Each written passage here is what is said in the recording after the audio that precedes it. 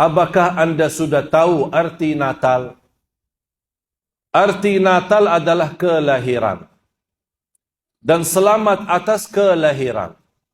Dan kepercayaan mereka, kelahiran itu adalah kelahiran Nabi Isa, yang dinamakan oleh mereka Yesus, anaknya Tuhan.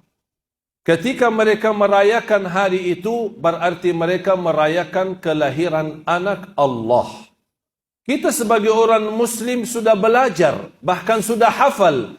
Qul huwallahu ahad, Allahus samad, lam yalid wa lam yulad. Tidak punya anak yang tidak beranakan. Berarti kalau Allah tidak punya anak, kita sudah percaya dan yakin Allah subhanahu wa ta'ala Maha Esa, Al-Wahidul Ahad, Al-Hayyul Qayyum, Maha hidup dan Maha berdiri sendiri. Allah subhanahu wa ta'ala Maha berkuasa. Allah subhanahu wa ta'ala Maha kaya, tidak tergantung kepada makhluk siapapun. Tapi kalau kita mengucapkan selamat Natal atas kelahiran anak Tuhan, berarti kita sendiri sudah mengingkari Qul huwallahu ahad. Ada orang berkata, toleransi. Kita kan basa-basi. Bagaimana kalau mereka mengajak kita makan babi? Boleh enggak? Basa-basi. Makan babi basa-basi. Demi mereka. Kalau memang boleh makan babi, boleh ucapkan selamat Natal.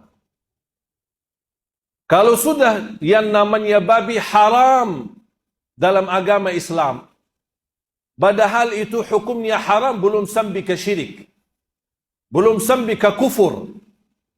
Kira-kira mana dosa yang lebih besar?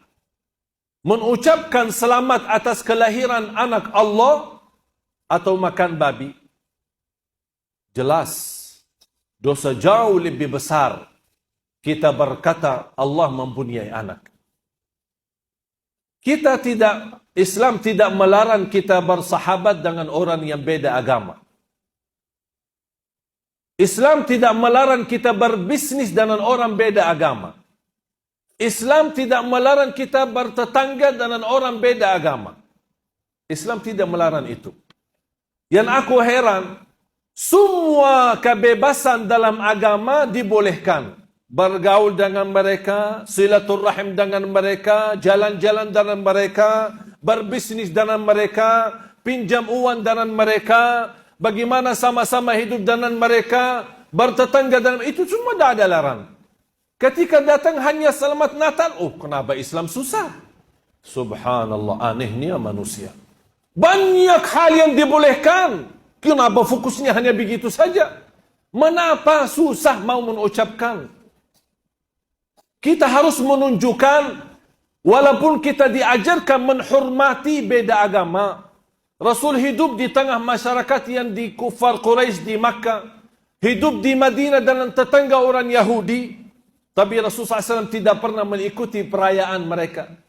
Rasul tidak pernah mengikuti mengucapkan selamat hari-hari raya mereka. Tapi Rasul tetap tetangga mereka. Rasul silaturahim kepada mereka. Rasul tetap berbaik dan sahabat dengan mereka. Bahkan berbisnis dengan mereka. Harus kita berprinsip sebagai orang Muslim. Hal yang terkait dengan akidah, mohon maaf, tidak ada tawar-menawar. Walaupun orang tua sendiri. Di luar itu, saya baik, sahabat, memberikan yang baik untuk semua orang. Siapapun. Bahkan Islam menilai memberikan pahala yang besar bagi orang-orang yang memberikan perhatian kepada binatang.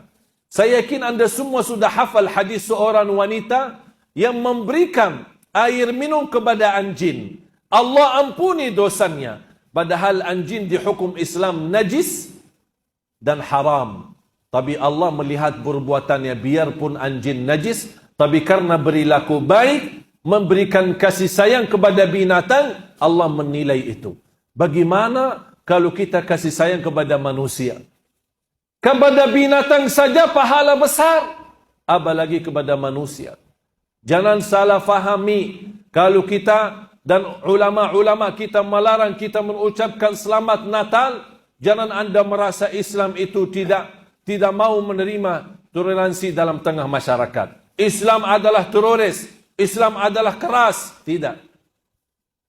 Semua dibolehkan. Tapi dalam hal yang terkait akidah, kita harus tahu diri.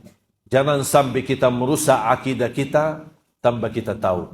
Tanpa kita sadar, akhir hayat kita, na'udzubillah, kita ingin ucapkan kalimat syahadat, ternyata tidak bisa mengucapkannya. Karena kita sudah keluar dari Islam tanpa kita merasakan. Harus kita berbanyak istighfar. Harus kita membela dan menjaga akidah kita. Karena akidah itu tidak bisa dibeli. Karena akidah itu adalah modal hidup kita. Bahkan bekal keselamatan kita nanti di hadapan Allah hari kiamat.